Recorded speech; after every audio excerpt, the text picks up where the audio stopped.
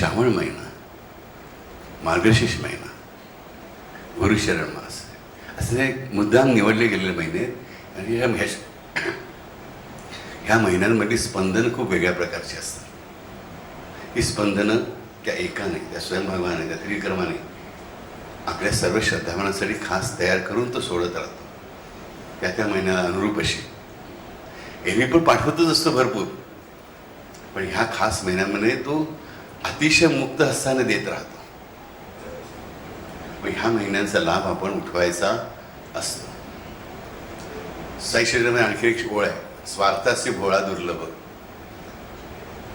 एकही माणूस असं सापडणार नाही की ज्याला आपला स्वार्थ कळत नाही. बरोबर? खरंच प्रत्येकाला आपला स्वार्थ नीट कळत असतो, थोडा कमी जास्त असेल. स्वार्थ ही काही वाईट गोष्ट नाही. स्वार्थ मी प्रवचन केलेले आहेत मला 10-12, बरोबर की नाही? स्वार्थ ही काही वाईट गोष्ट आहे, फक्त दुसऱ्याला कोणाला पीडा करू नये बस. आपल्या जे साधायचं जरूर साधा, दुसऱ्याला त्रास न देता, वाईट त्याचं न करता 24 चांगला येते जरूर मिळवावं.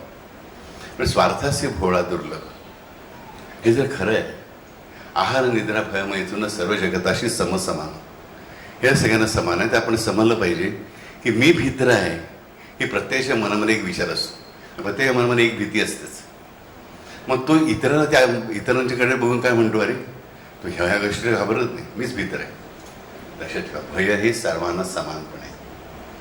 फक्त तुमची भीती वेगळी आणि तुमच्या बाजूची भीती वेगळी. म्हणजे कधी असं समजू नका की तो शूरवीर आहे आणि मी भित्र आहे, किंवा मी शूरवीर आहे आणि तो भित्र आहे. जे तुम्हाला ज्याची भीती वाटते त्याची त्याला भीती वाटत नाही, एवढंच. त्यामुळे महिलांना आपल्याला माहीत पाहिजे की स्वार्थ खरा साधायचा असेल तर हा खरा स्वार्थ साधायचा असतो.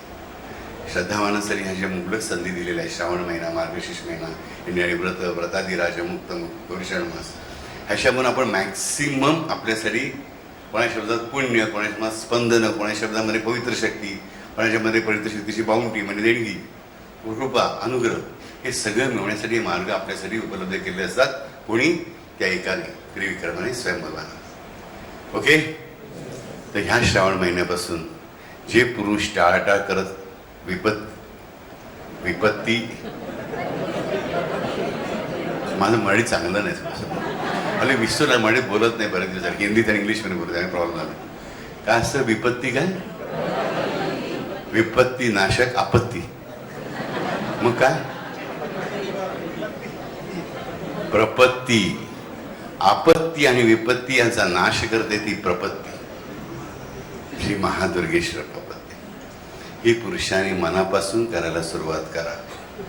तुमचं पुरुषत्व, तुमचं कर्तृत्व, तुमचे कुटुंब संरक्षण, ह्या सगळ्या गोष्टी आपोआप सुधारतील. तुमचं व्यावसायिक कौशल्यही सुधारेल.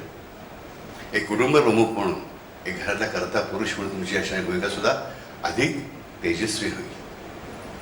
त्यामुळे स्त्रिया मात्र खरं समजून, स्त्रिया जास्त मनापासून चंडिका प्रपत्ती करतात. येस, अगदी खरं, अगदी मनोभावे करतात. पुरुष मात्र श्रावणातून 5 मधले 4 मधला एकच सोमवार करायचा, तो सुद्धा जेवढा लवकर आटते तेवढा बळा, ते सुद्धा सगळं बाकीचं सगळं सांभाळून, अशाने फळ मिळत नाही. मनापासून करा, चुकलं ते हरकत नाही. आणि कथा किती सुंदर आहे, विचार करा. बरोबर? तर श्रावणामध्ये प्रपत्ती करायची आयुष्यामध्ये, आणि स्वतःचं जीवन सुधारून घ्यायचं आहे, हे लक्षात ठेवा. खरा स्वार्थ साधायचा आहे. स्वार्थी बना आणि चांगल्या मार्गाने बना. ओके?